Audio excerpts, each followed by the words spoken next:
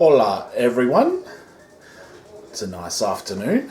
It's Dan from Dan's Kitchen, and today I'm going to make some shredded beef tacos. They're really good. Okay, so first we need 800 grams of beef, like steak like this. This is a chuck steak. It's really good for slow cooking because we will be cooking this for about at least 3 hours when I get it into the pot. Okay, so what we're going to do is cut the beef into like 5 centimeter cubes, something like that.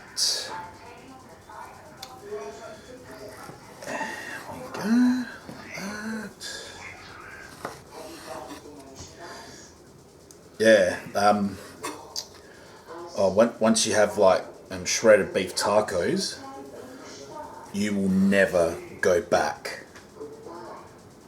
Because you would normally get the taco dinner kits from the box, like the old El Paso box that you need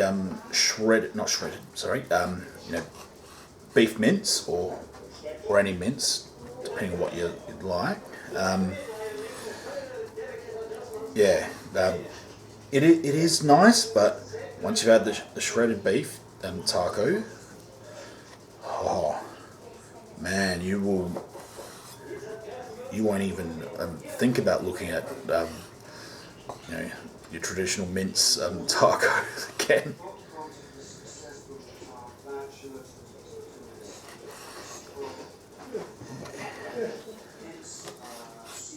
Yeah, and the thing about tacos and all the Mexican foods that we're all used to, it's actually called Tex-Mex.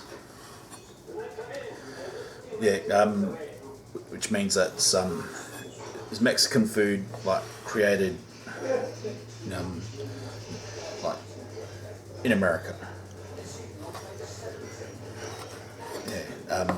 So I've never actually had proper actual Mexican food, but I'm keen to see what that is like. I'm very open-minded when it comes to food. I'll try everything at least once. Okay, so I've got another piece of steak here.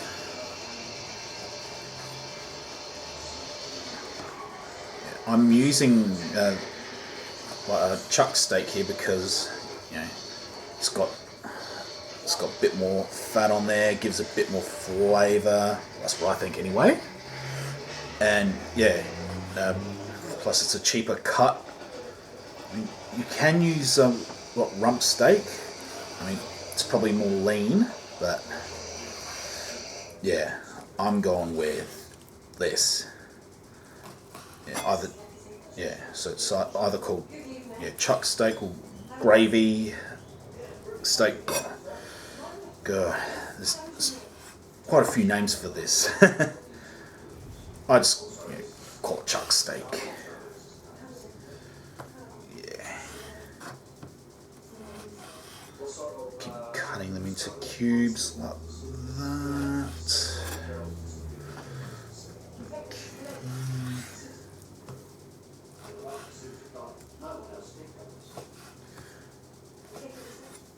I mean, you could try experimenting with different kinds of meat. Doesn't necessarily have to be beef, but yeah, this recipe I'm following has beef in it. So, yeah.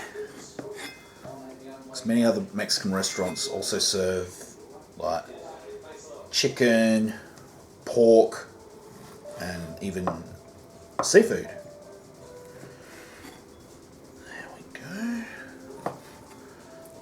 It's a lot of beef. Alright. Okay, so I got you some disused fat from the steak that I just cut up. I got the solution for that little problem. Madison! Here she comes. Hey Madison, do you like some beef? Oh, she loves it. Enjoy, my little angel cat. Oh, love her back patterns. They're just beautiful. Oh, you finished? Sorry, I don't have any more left. Oh, look at that. Look at that. She's got a little lightning bolt in the back of her head. Yeah, she moves her head fast, but there you go. She looks like she's in the army with those patterns. Looks like camouflage. Now, back to work. So bye-bye, Madison. Bye-bye. Bye-bye. Okay. We can thank Madison for helping me get rid of all the yucky bits. Now I'm going to use some handy dandy sanitizer because I've been around the cat. I'm always big on hygiene, and that's very important when you're preparing meals, is practicing good hygiene. Jesus, I sounded like I was in Blue's Clues by saying handy dandy there. Well, I don't have a notebook, but I do have a kitchen knife. So now what we're going to do now is we need like half a garlic. Still trying to find an appropriate cameraman. So, yeah, but for now, I'll be my own. Okay. So yeah, with the garlic, I recommend getting local, wherever you're from. Try not to get, bleached. Yeah. Anything that looks more rustic, such as this, will suffice. It has its natural colours, and yeah, just have those chemicals like the bleached does. So yeah, we just need like half, but save the other half for later on. We're not done with the second half yet. So pop the first half to the side. And then we need one onion. But again, like with the garlic, we only need half of it for this phase. Okay. I still didn't get around to getting those those godly looking onion goggles to protect your eyes. You know, the ones that look like Dame Edna glasses. Yeah. First I've got to peel this onion. Get rid of all the paper mache looking stuff.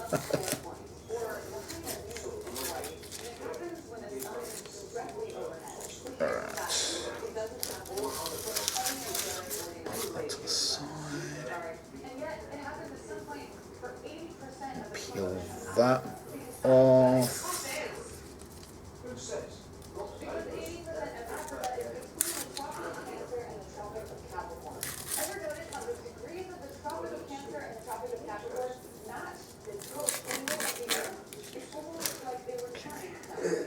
So bits of the onion come off with the skin.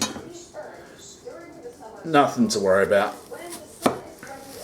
It happens. So cut the onion in half and very thinly slice it like this.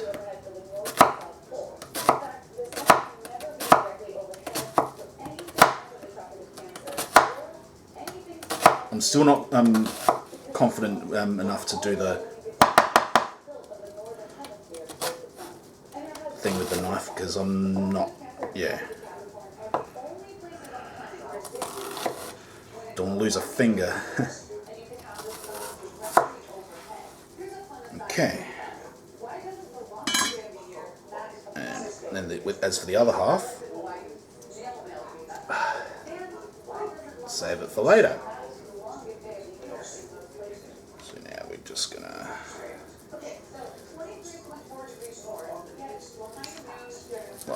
separate it like this. Oh no, it's starting to sting my eyes.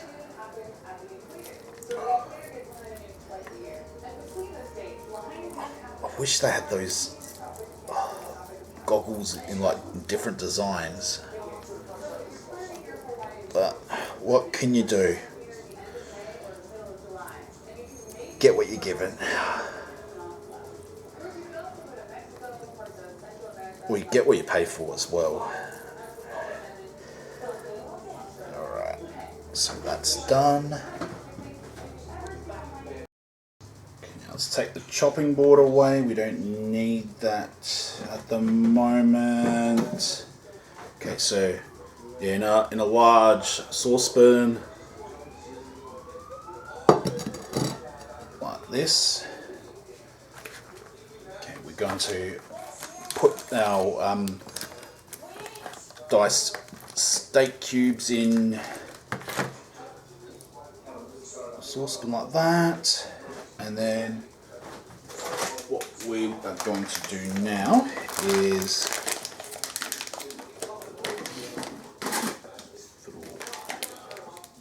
open.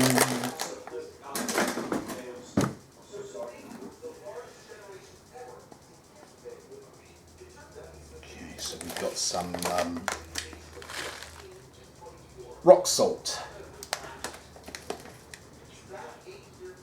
Okay, so we need to add 1 teaspoon to the saucepan.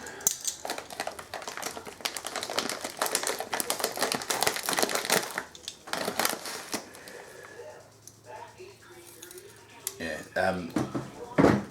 see, rock salt will work better in this case than your average table salt because it's thicker and yeah, it'll improve the quality of your meat.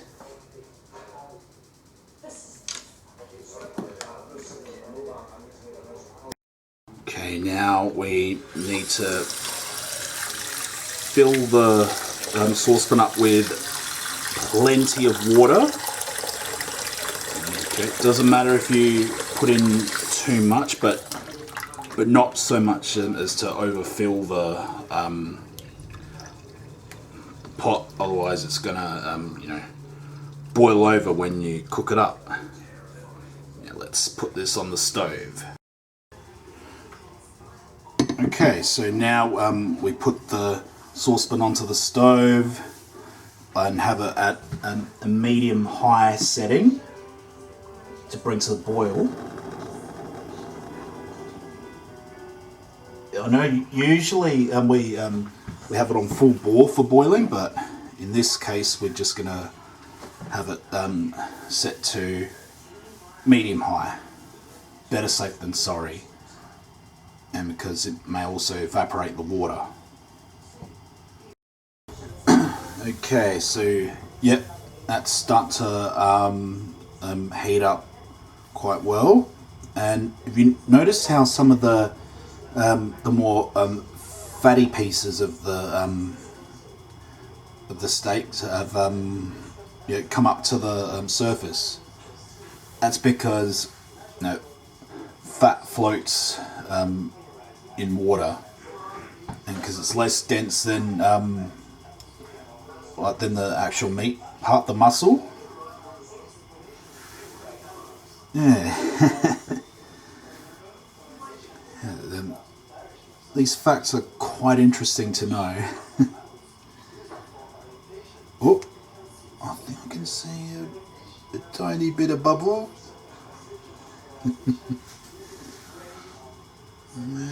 Oh, won't be long now.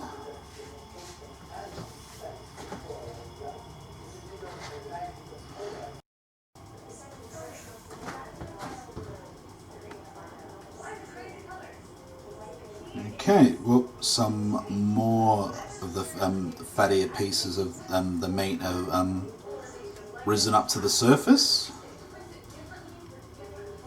Yeah, I can see movement in the water now. It's almost brought to the boil, but yeah, as I said before, not quite just yet.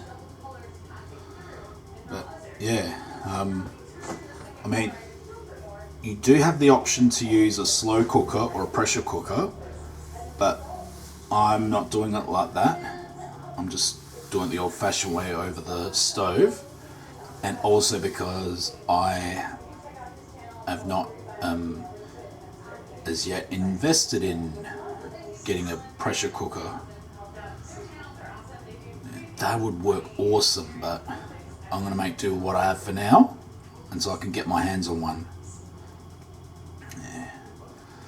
It'll set me back about 139 for a really good one, but nah, not all at once. So if I do decide to get one in the future, I'm going to probably afterpay it. Man, that system is a godsend. I've been able to get a lot of things through that.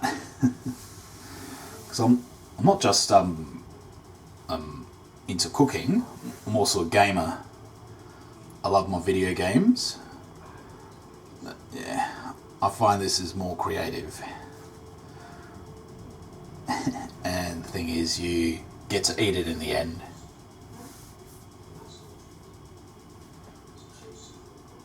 Yeah, I can see some more bubbles starting to appear. But yeah,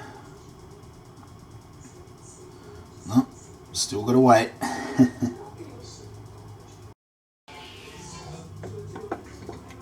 Okay, so yeah, as you can see now, as the water's getting hotter and hotter, more of the pieces have risen up to the surface. A bit of a stir. I mean, you don't necessarily have to give it a stir, but I just wanted to do that. Yeah, so yeah, just keep it circulating.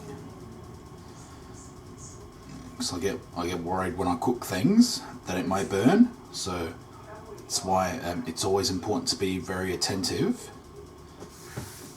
So as I mentioned in my first basics class, with the mac and cheese, yeah, always keep an eye on what you're cooking, especially on the stove, or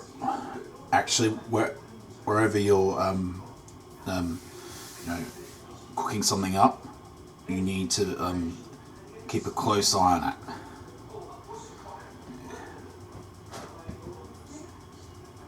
Because there's no guarantee that it's not going to burn, and yeah, we don't want burnt food, do we? Those carcinogens and makes it bitter. Reminds me of an episode of Gilmore Girls. The guy that owns the cafe there. There was this period where no one was showing up except for one customer, and he kept giving him burnt food. And the customer was still loyal, and he's saying, "Ooh, that text message means this beautiful girl just messaged me." So that's the Mario 1-up mushroom, people. Yeah. As I was saying, the customer in Gilmore Girls was like, it's actually a nice sauce, a burnt sauce. Whatever floats your boat, mate. It's just a TV show. Yeah, I never got into it, but yeah, a few episodes I watched.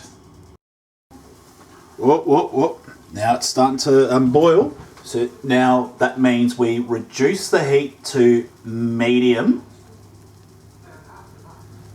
Okay. And we need to cook it on medium for 5 minutes.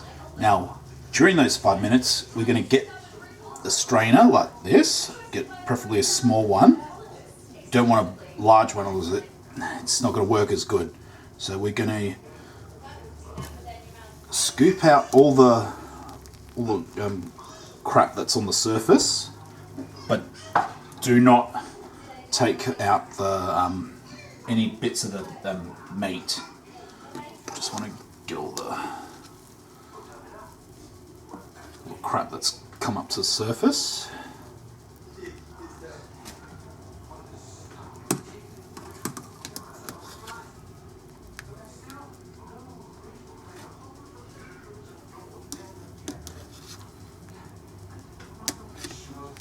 And please dispose of carefully.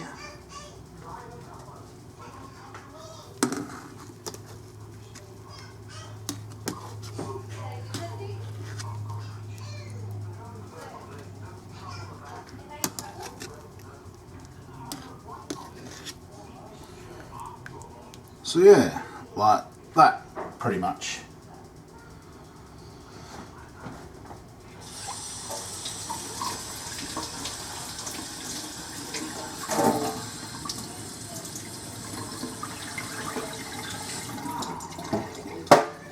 Washing away all the crap that I was able to get.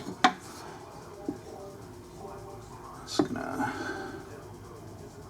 move things a bit here, slightly stirring.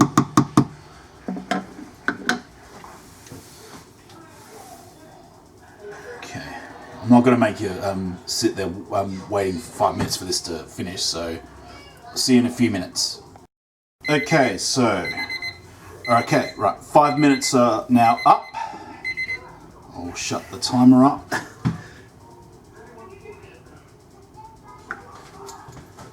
And now, what we're going to do is,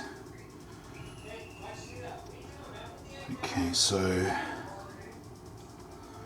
we're going to now add the onion and the garlic that we chopped up before, so that's the half garlic and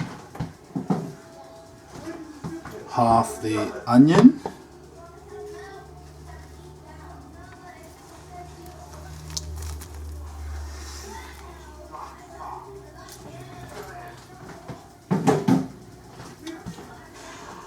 Okay.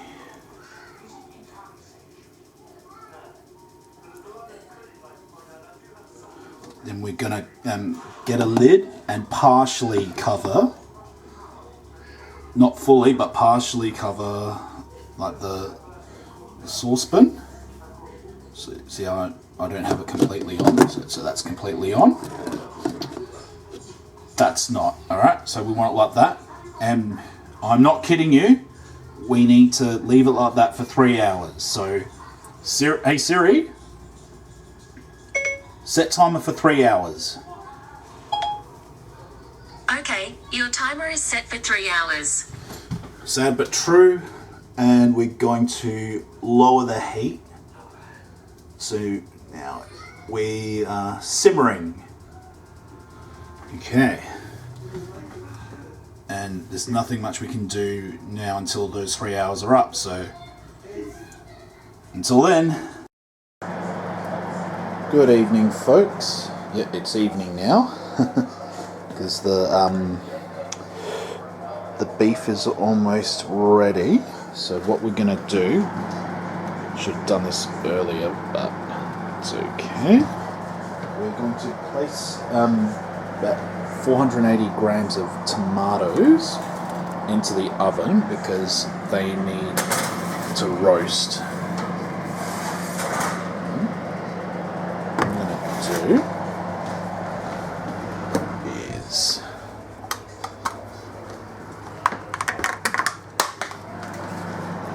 some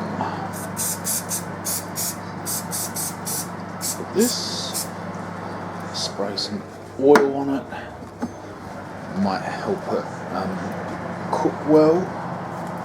It's just experimental, but there we go. Place that in the oven, and yeah.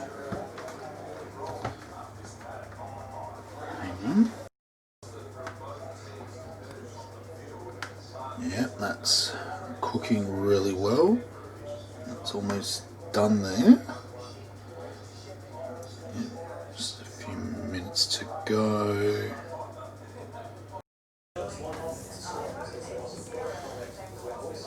Okay, so again, while we're waiting for the meat to cook, we're going to chop up the rest of the ingredients, starting with the other half of this onion.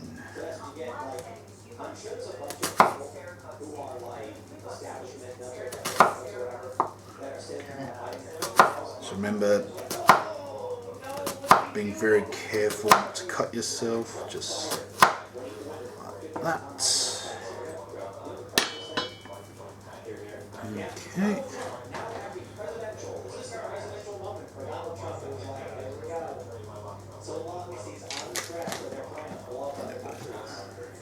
Set that aside. And the second half of this garlic that we tossed into the saucepan.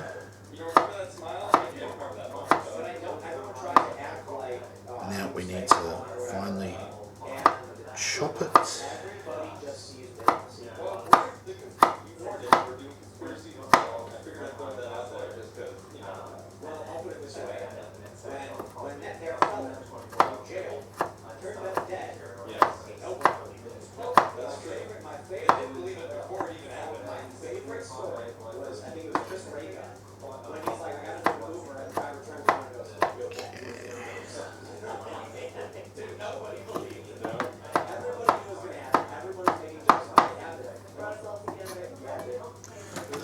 And then the remaining 2 cloves of garlic, just as we did before. I'll cut them at the ends, peel off the skin. Okay.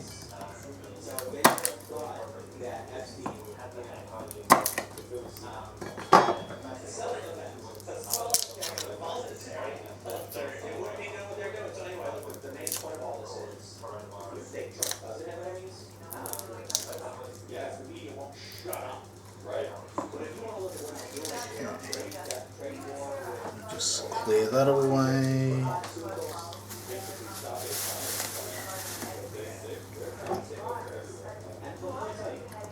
Because this is like a relatively big piece of garlic, which I highly recommend you use, and so the smaller pieces. So that's roughly like an average piece. So we're going to chop that up.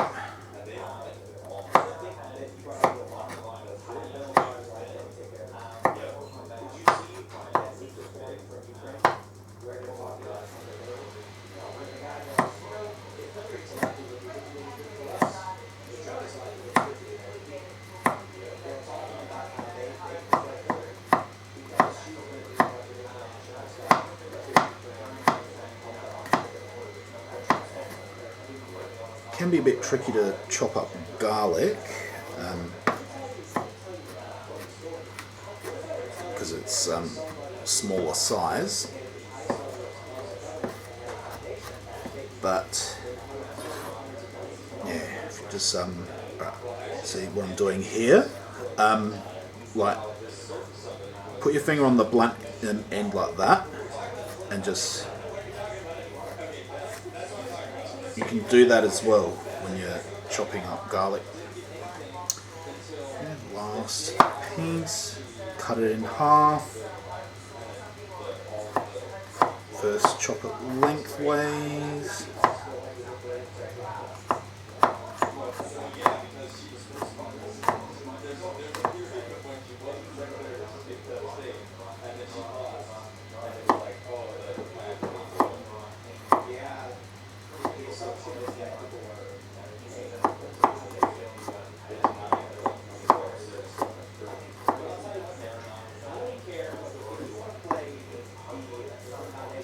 And because they're a bit slices are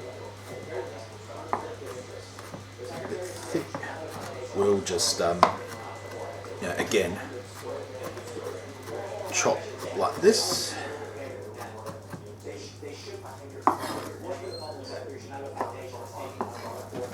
And we'll set that aside.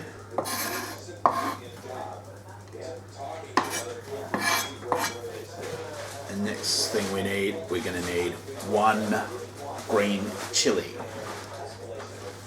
Okay, so what we do is chop the end off like that, and you can chop the front off if you like, but it's not necessary as long as you chop this bit off. Just thinly slice like that.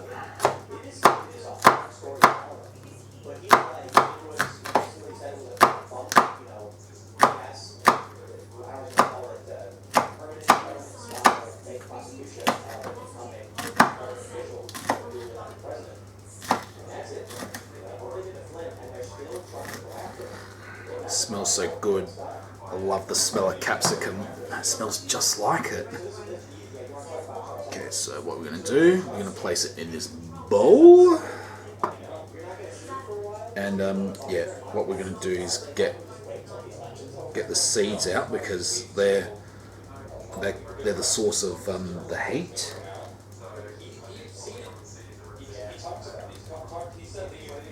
So just push them out like so.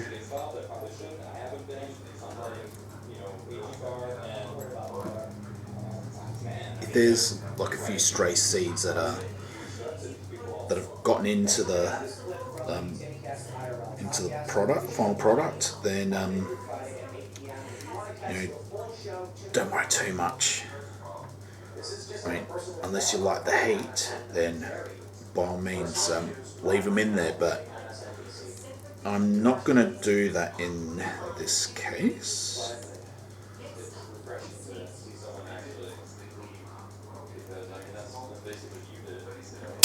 Okay, so yeah, now we've gotten the chilies all cut up and seeds removed. Just clear them off.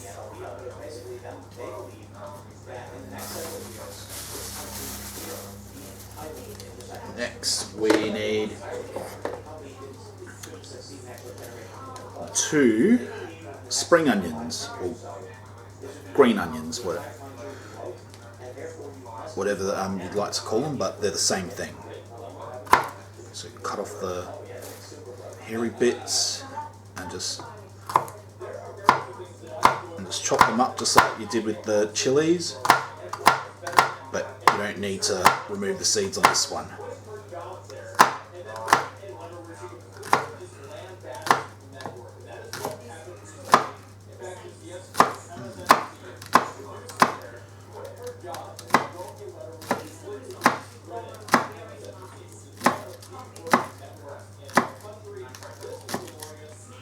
See, the thing with green onions is you're never sure where it ends, so you don't want to cut up the leafy bit.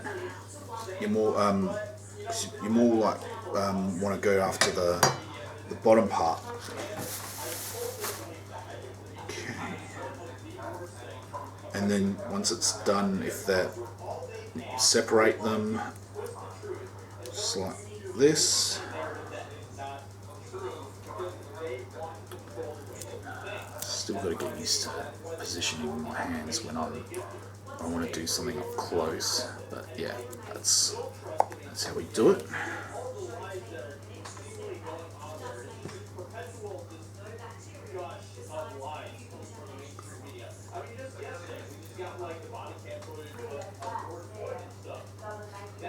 Okay, and that's how we cut up the green onions.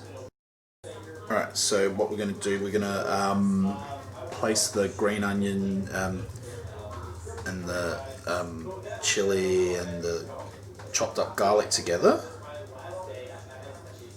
because you know they got to go in at the same time, so it doesn't matter if you mix them up, but except for the onion here, that's going to go in separately. So place them in a small ball like that. Okay. And now let's check on the progress of those tomatoes.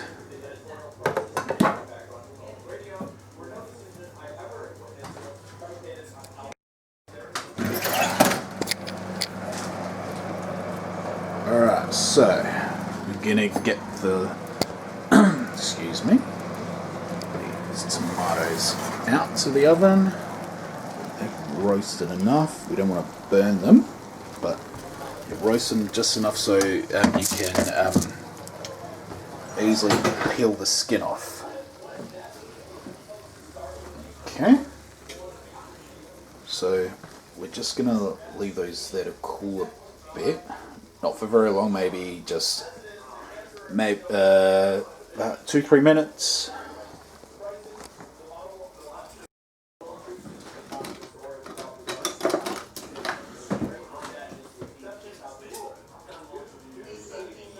Okay, so once the tomatoes are cool enough, we are going to peel them and chop them. Okay.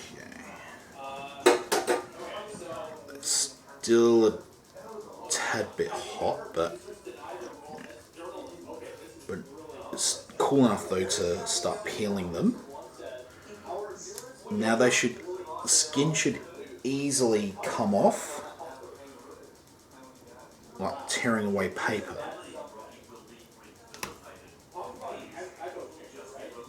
Like this.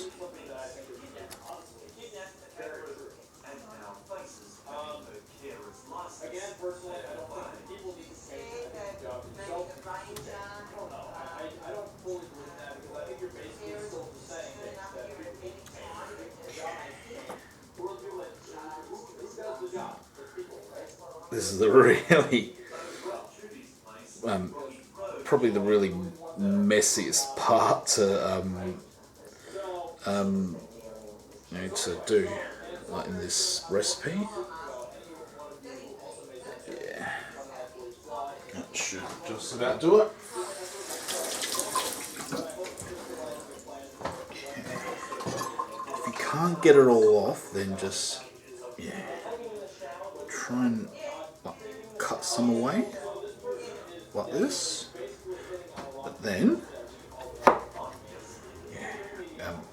we cut them in half, get the skin out of the way.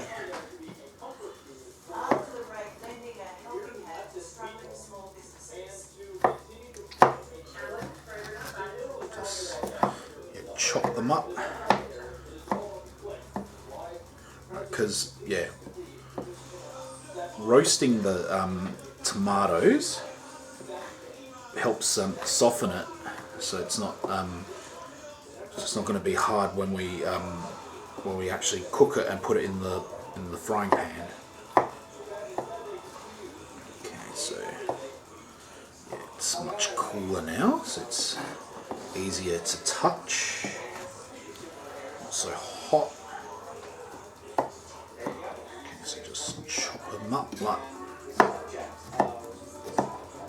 this, but you don't have to thinly slice them. Just do it like that kind of thing. But if you're not satisfied with the thickness, then you can continue to chop them up a bit more, like that.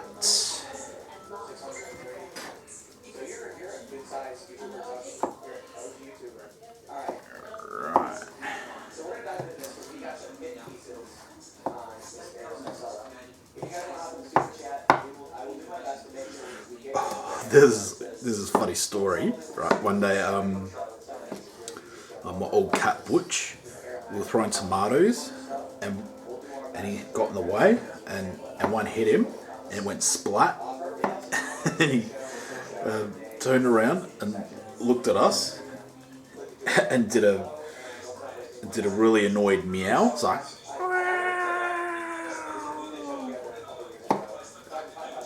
as in, what the hell? Know what I mean?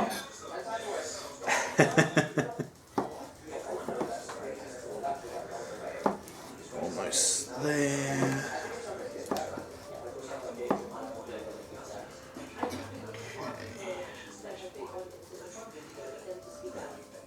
Gotta make sure that this time the camera's not full. It's like I did with the the sushi video. I'm more vigilant this time, alright?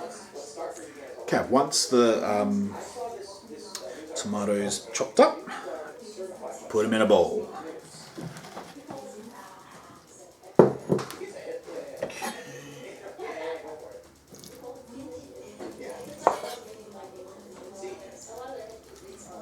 Okay, some may fall off the side, but yeah, that's okay. Just be very careful, like try to guide it in.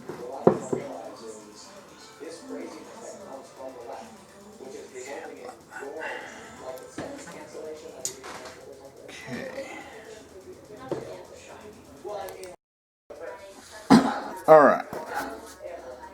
Alright, now the meat has finished cooking.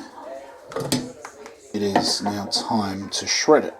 But before we do, we need to save like 200 mils of the broth, because we're going to need it later. Alright? But otherwise, we are going to drain the rest of this broth. Okay, so get a colander, put it in the sink, and just pour the meat in.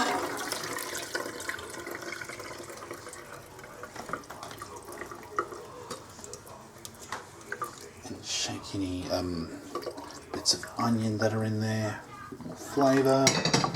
But yeah, we're going to let it drain. So shake it a bit. Right. So now we're gonna transfer this to the chopping board. Okay, like that. It's not doctored. These are literally just moments of Joe trying to speak and get his message out. You just can't grab a drink, maybe some popcorn, whatever you're doing. Just sit back. Okay.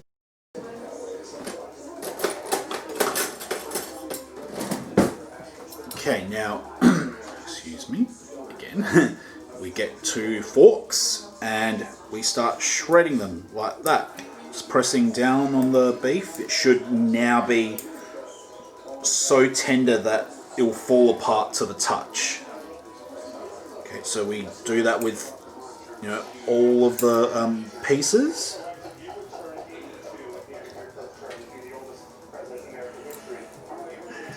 That is so cool how that happens. It just falls apart like that.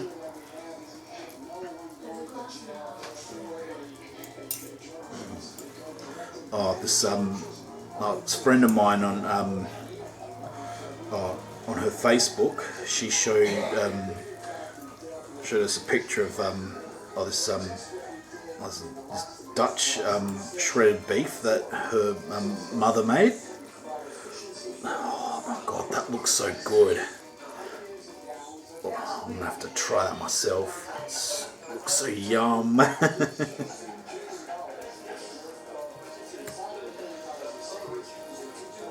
I wonder if it tastes like this.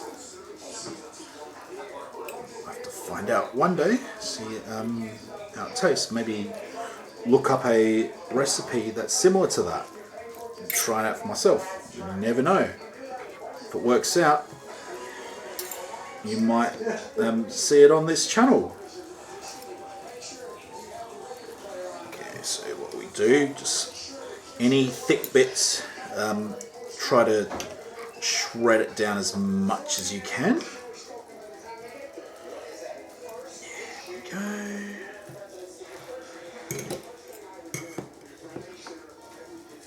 This is actually fun, this bit. So yeah, now you understand why I said simmer and leave for 3 hours. Because the wait is more than worth it.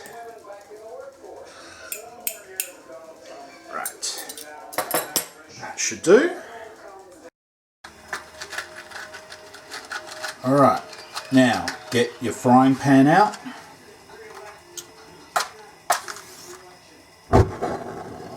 And we are going to set the heat to medium.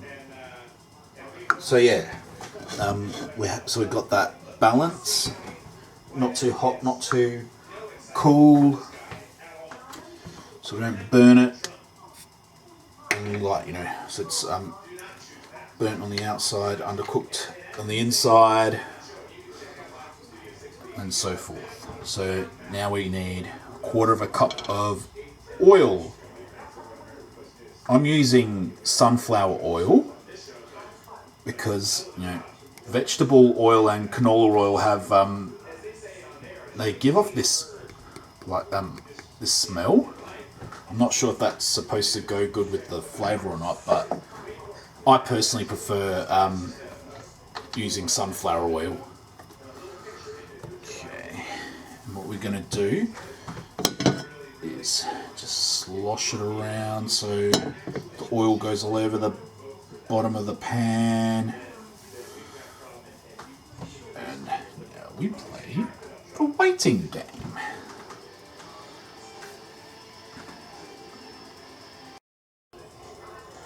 Okay, so now we've got the oil nice and hot. We are now going to add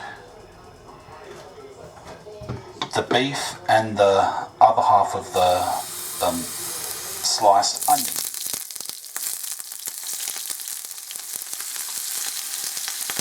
And yeah, it's going to sizzle. Gently, carefully slide it in.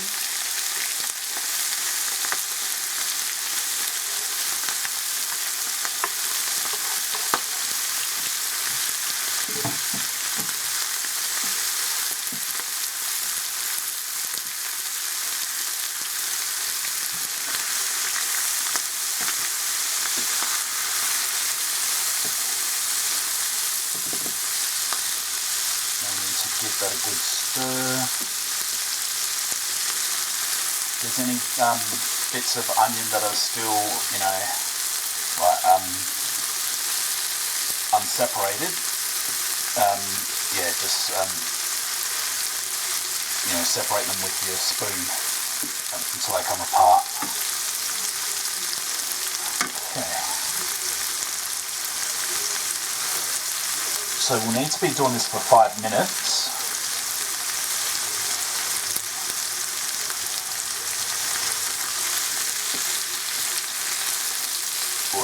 Or you know, if the onion and the beef soften within that time. But yeah, I still go the full 5 minutes.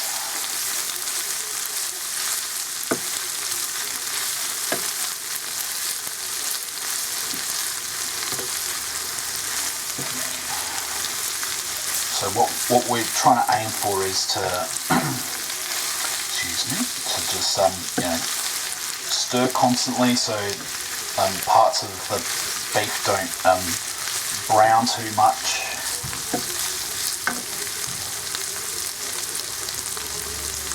Okay, just gonna just heaps to make sure, double check that it's medium. Otherwise it's, otherwise it'll turn to charcoal, or likely to turn to charcoal.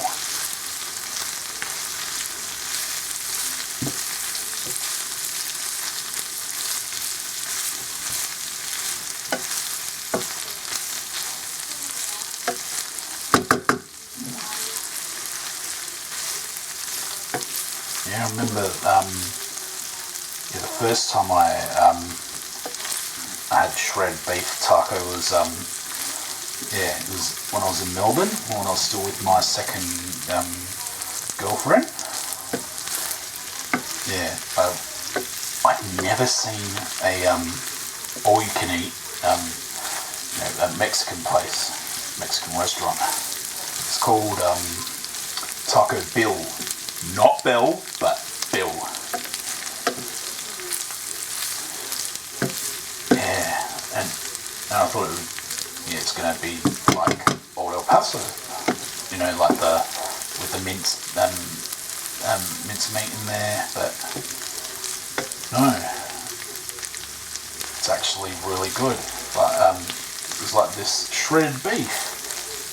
And I was like, oh my god, oh my god, oh my god, oh my god, this is the best taco I've ever had. And since then, I've never really looked back. And I didn't realise there was a place like that here in Adelaide. Like, it was like the same deal, except you can have burritos as well. It's like, all you can eat tacos, nachos, burritos. So I've been cooking this for a few minutes now, and it should be now coming up to finishing. Okay.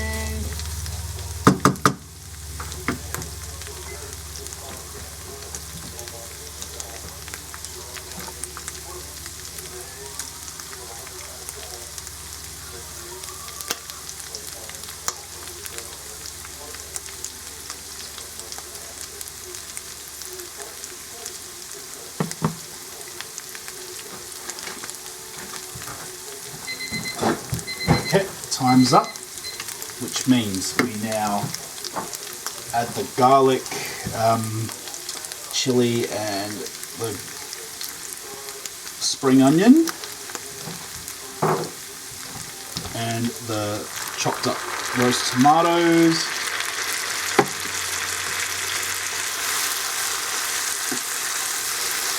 Oh, and remember when I said to add this some of the broth that we saved from when the beef was simmering? Pour it in. Okay. And then what we're going to do is add half a teaspoon of some chili powder.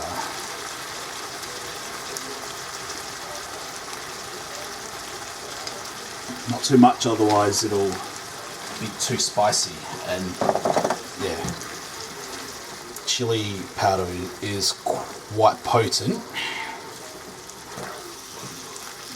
Mix it all in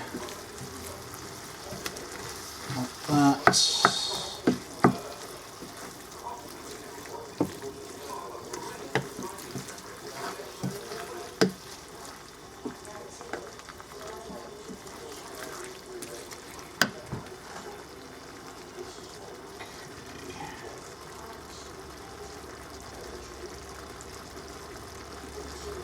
And now we need to cook for 10 to 15 minutes. So we leave that there.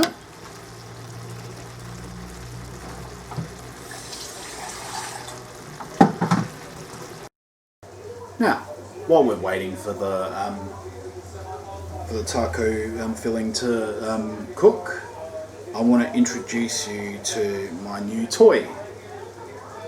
This is the sumo slicer. I saw it on TV and I thought, wow, this would look awesome. It would really be easy to cut my food up, and especially shredding cheese. So I've got here a piece of Colby, the block, and see how cool this, see how good this thing goes.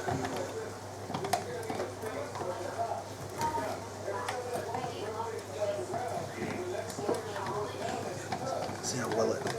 Oh, look at that.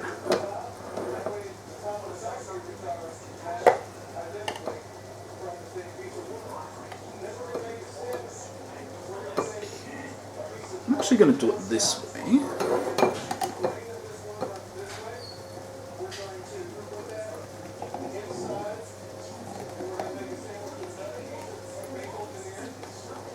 That really cuts down time.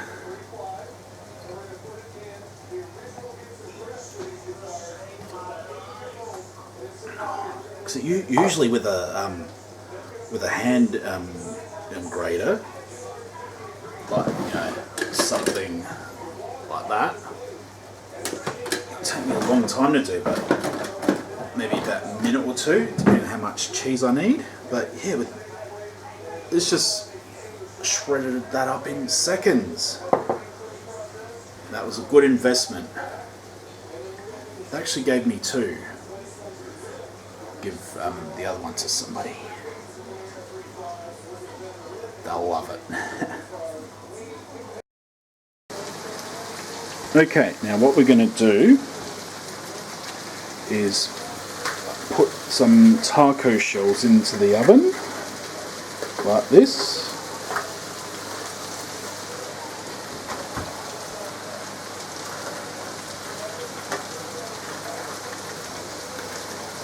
Being very careful to not break them, otherwise it's going to be very messy when you eat the tacos.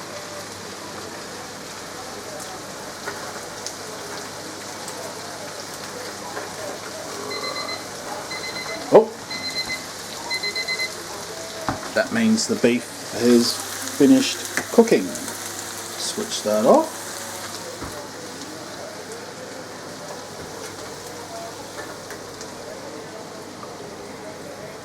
And we pop this into the oven, and maybe no longer than 5 or 10 odd minutes. Okay, so now that that is done,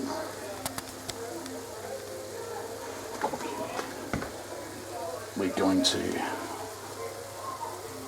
sprinkle a bit of black pepper, and we are going to add some rock salt.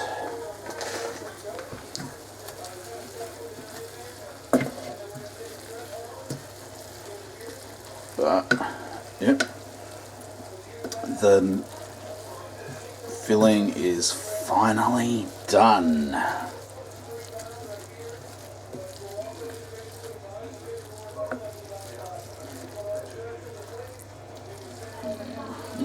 Now it's time for another messy bit. Assembling them.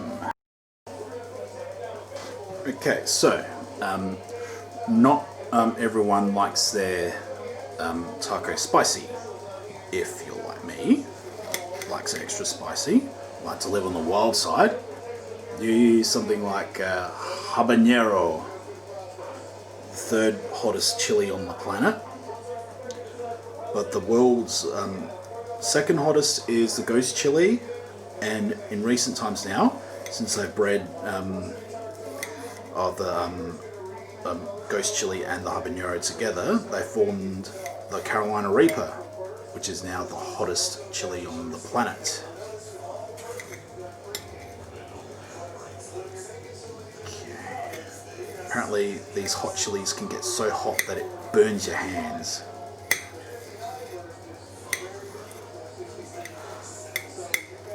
Just gonna chop that up. And I'm gonna put it in my half of the beef. Alright, so what I'm doing is, I'm gonna place the habanero in, mix it in with the remainder of the beef.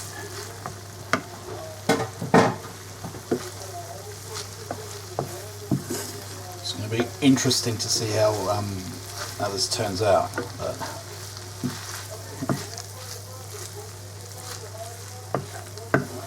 it's probably going to be really hot and spicy, but you never know if you don't try.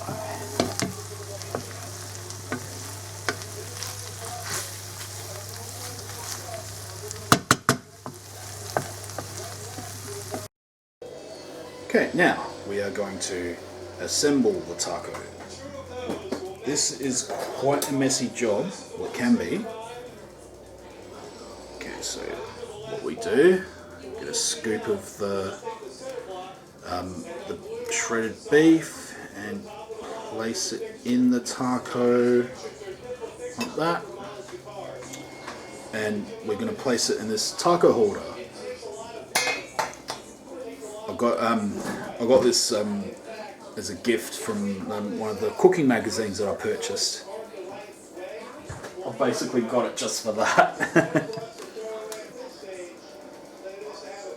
Alright, so I'm gonna do the same with this one.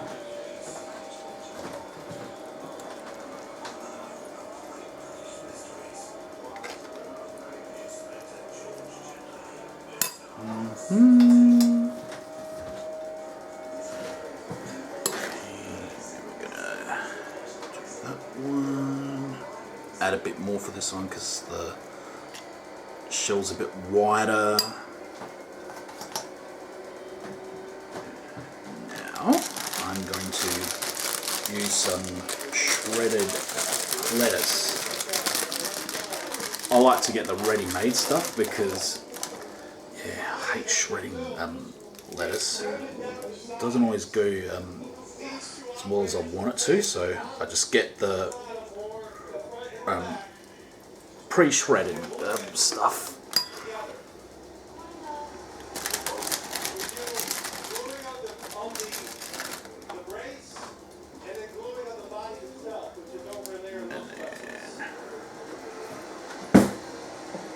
Next, we add some taco sauce.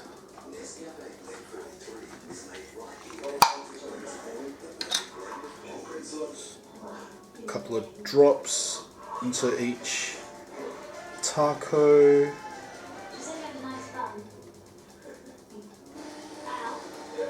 And yeah, that's all you really need. Then just add a tad bit of shredded cheese. I highly recommend ordering the sumo slicer. It just cut my grating time down to just a few seconds. And finally, we top it off with sour cream. Oh, this is really funny story that they displayed at McDonald's. I doubt that it's true, but they were saying how sour cream came about. You know, when the El Maco first arrived. That's the Mexican burger. They said that they made the sour cream due to the sun making the milk go bad.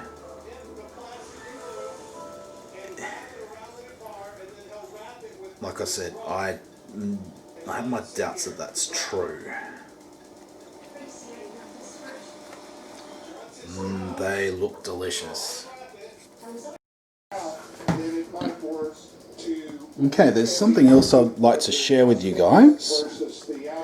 Yeah, you're worried that if you have it like a taco, that it's gonna, all the filling's gonna fall out and everything. Well, I have the solution for you. Actually, a friend of mine gave me this tip. Okay. So get a tortilla and put it in the taco like that kind of thing. Okay, and if you eat, if you're eating it right, it's not gonna fall very far, and whatever filling falls out of the taco shell, the tortilla will pick it up. How's that? My friend called it a double decker. Bloody genius idea.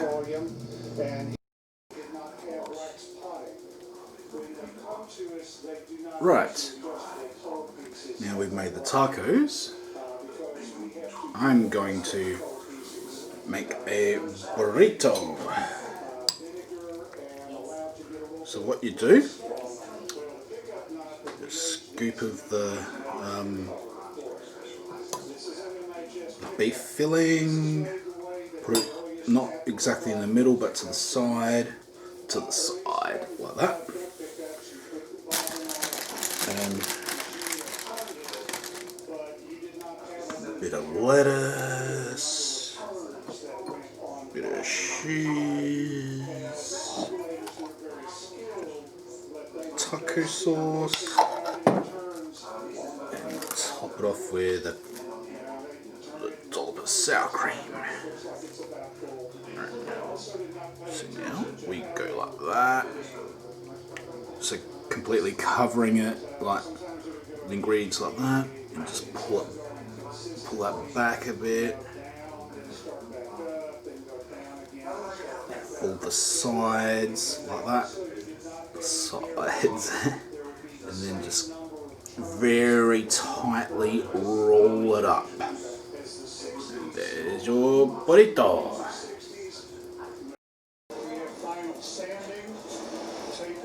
And there you have it, folks. Delicious, yummy, shredded beef tacos.